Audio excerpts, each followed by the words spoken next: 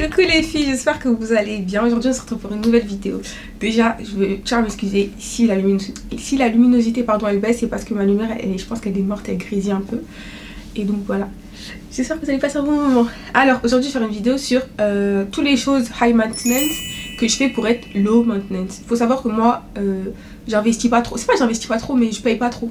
Je paye pas trop parce que la plupart du temps je fais des trucs moi-même, mais des fois je me dis j'ai la flemme de faire le truc moi-même et donc j'ai besoin de faire des trucs pour être calme pendant tout le mois. Et du coup aujourd'hui je vais vous dire ce que je fais et peut-être que ça vous aidera et que vous vous organiserez un peu, enfin ça va vous permettre de vous organiser pour être tranquille pendant tout le mois quoi. Alors déjà il faut savoir que moi je m'organise pas du 1er au 30, je m'organise de période à période. Les filles, période à période. Parce que pour celles qui sont musulmanes on a des grandes ablutions à faire et donc je préfère me coiffer après mes grandes ablutions que me coiffer au début du mois et après devoir enlever ma coiffure.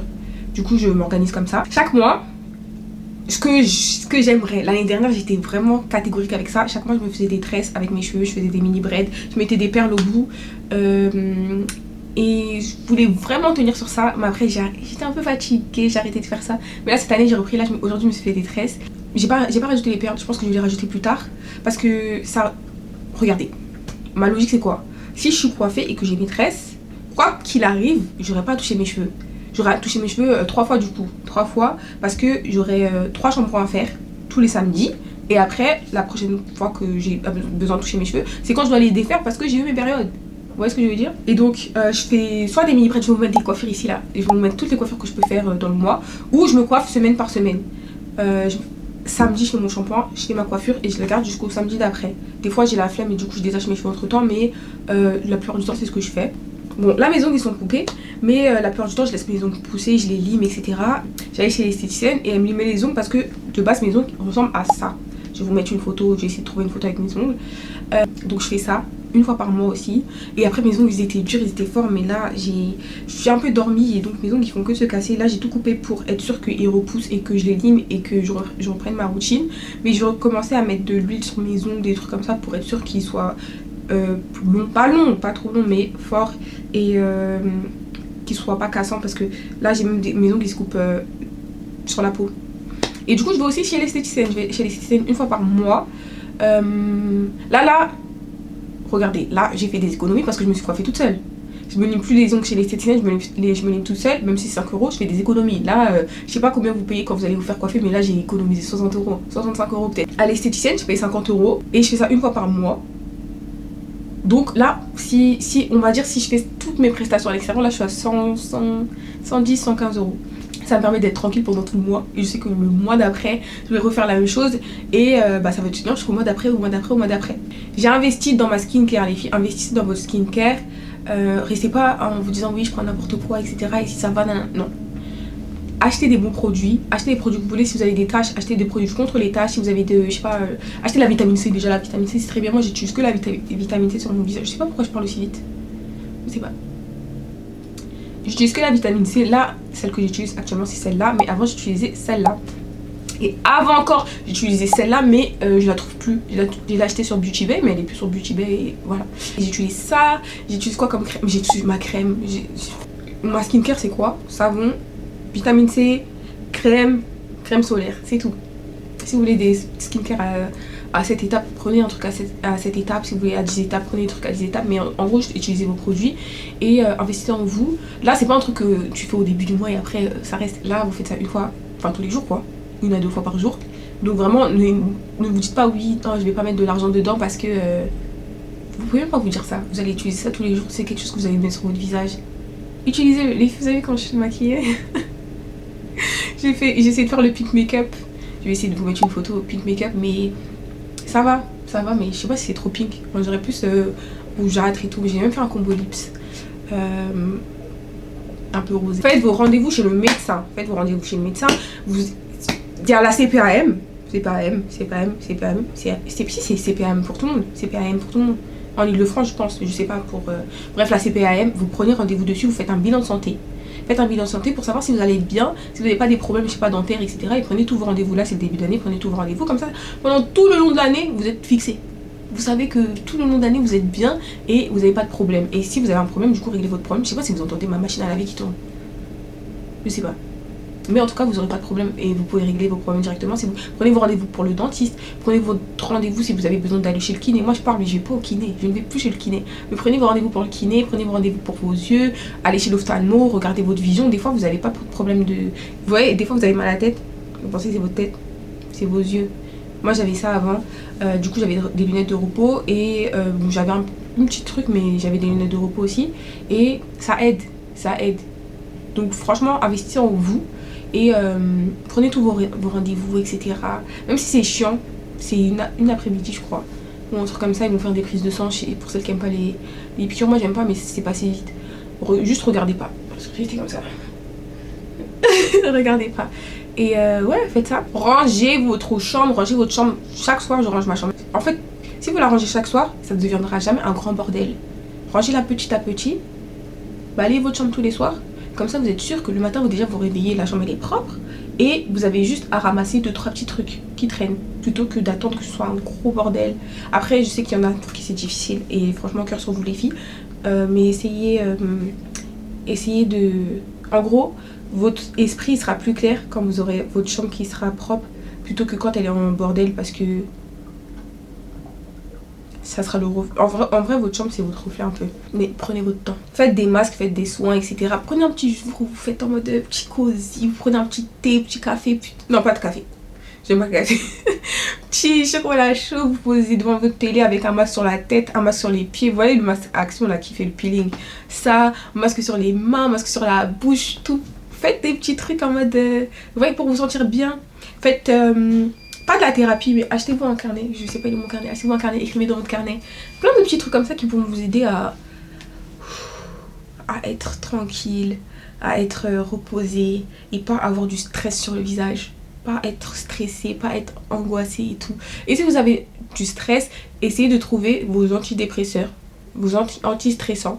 Je sais pas c'est quoi anti-stress, parce que ça va vous aider. Moi je sais que mon anti-stress, quand je stresse avant d'aller dormir, je bois un chocolat chaud. Quand je stresse plus trop maintenant avant d'aller dormir, mais avant je stressais avant d'aller dormir. Bah je prenais un chocolat chaud, après je dormais comme un bébé. Je prenais mon chocolat chaud, je prenais ma douche chaude, je mettais ma bouillotte chaude. Je mettais un joli pyjama, après j'allais dans mon lit, je dormais comme un petit bébé. Et c'est ça qui m'aidait. Donc essayez de trouver votre truc, vous n'avez pas besoin de dépenser de l'argent pour déstresser. Hein. Vous n'avez vraiment pas besoin de dépenser de l'argent, juste trouvez votre petit truc qui va vous aider à... Je sais qu'il y a des gens, par exemple, moi j'ai un collier, il est là, et je sais que des fois bah, je suis comme ça. Achetez-vous un collier, ou bien une bague, il y a des gens qui font ça avec leur bague, ou avec votre bracelet comme ça. Ou essayez de trouver un petit truc qui va vous faire... vous respirer quoi. Vous pouvez faire jour par jour, jour par jour, je sais pas. En gros par journée, même si on a dit high maintenance to be low maintenance, c'est un investissement sur un mois. Vous allez faire des trucs au début du mois ou au début de la période que vous avez choisie pour tenir tout le mois, mais aussi jour par jour, faites-vous des petits goals. Prendre sa douche, une fois ou deux fois, se brosser les dents, une fois ou deux fois, mettre la crème. Les filles, mettez la crème s'il vous plaît. Je sais pas, vous avez quel âge, mais mettez la crème.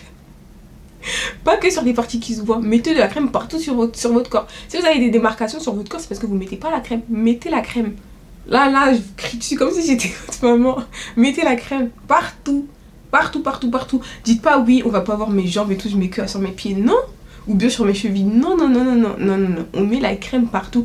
Allez vous acheter une crème que vous aimez, qui sent bon, etc. Et kiffez votre vie avec votre crème. Arrêtez de me mettre la crème comme si c'était forcé. C'est forcé, oui c'est forcé, mais mettez la crème. Ayez une petite routine le matin, le soir. Moi le matin ce que je fais c'est que je me réveille plus tôt que l'heure où je dois partir, 1h30 avant. Comme ça j'ai le temps de me poser. Je suis pas en mode pressé, ah là là je dois faire ça, je dois faire ci, je dois faire ça. Je me réveille, je vais dans la salle de bain, je me prépare, je vais manger. Après je suis sur mon téléphone. La plupart du temps le matin je fais des TikTok. J'ai le temps de faire des TikTok, pourquoi? Parce que je prends mon temps. Et je déteste me presser le matin. Et pour pas me presser, pas pour pas me presser le matin, parce que je vais pas mettre de la pression aux gens parce que on est beaucoup. Si je veux pas me presser le matin, bah je me réveille avant eux, comme ça j'ai le temps de faire tout ce que j'ai envie de faire. Le soir pareil, vous faites une petite routine. Moi j'aime bien, avant d'aller dormir, je prends ma douche, je mets un beau pyjama, je prends ma bouillotte, je monte dans mon lit et tout, je suis au chaud dans ma couverture. C'est grave ma routine le soir.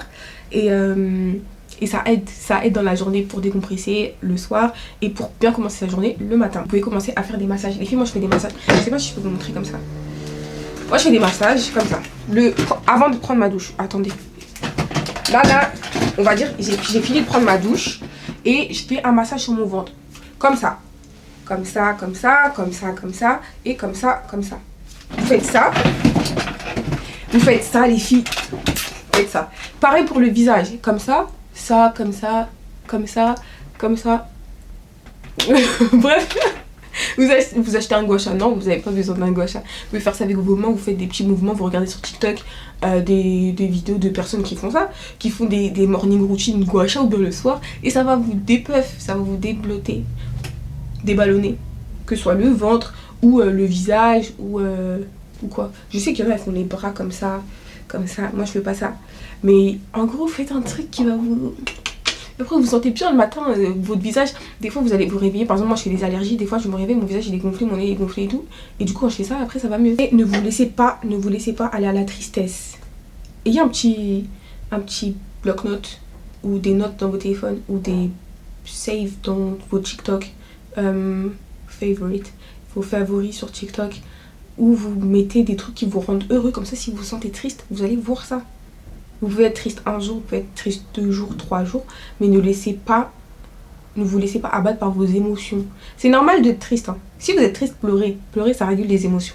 Si vous êtes triste, pleurez. Si vous n'aimez pas pleurer devant les gens, pleurez dans votre salle de bain. Donc vous prenez votre douche. Pleurez sur votre lit, pleurez. Mais en tout cas, pleurez comme ça, votre émotion, elle passe. Vous dites pas, je garde l'émotion en moi et tout, et après, ça va partir. Parce que ça va pas partir. Si vous regardez quand je suis heureuse. Est-ce que je reste comme ça à me retenir de rigoler? Non, j'ai rigolé. Pareil pour quand vous êtes triste. Si on a le droit de rigoler quand on est heureux, on a le droit de pleurer quand on est triste. Pleurez, comme ça vous évacuez l'émotion et après vous pouvez passer à autre chose plutôt que de rester avec ça dans le cœur. Écrivez, lisez des livres, je sais pas, pour celles qui lisent pas, écoutez des podcasts. En tout cas, trouvez des trucs qui vous rendent heureux, comme ça si vous vous sentez pas bien, vous pouvez retourner vers ça et vous sentirez heureux. Mais surtout, ne réprimez pas vos émotions, c'est normal d'être triste. C'est normal de pleurer, c'est normal d'avoir peur, c'est normal d'être heureux. Si on peut... Pourquoi tout ce qui est positif, on peut le vivre, mais tout ce qui est négatif, on doit le réprimer? Non. Si on peut être heureux, rigoler et dire qu'on est content, on peut être fâché, triste, pleurer, être en colère et dire qu'on est fâché. Ok les filles? Donc voilà tout ce que je fais et tous les conseils que je peux vous donner pour se sentir mieux et... Pas rebranding, non. Parce que rebranding, ça veut dire que vous changez comment vous êtes. Là, vous changez pas comment vous êtes. Vous restez la même, sauf avec d'une autre manière. Je vous demande pas de changer. Je vous demande de prendre soin de vous. Prendre soin de vous, ok? On est fatigué du rebranding. Pas de rebranding. Restez comme vous êtes, mais juste devenez meilleur. Bisous les filles!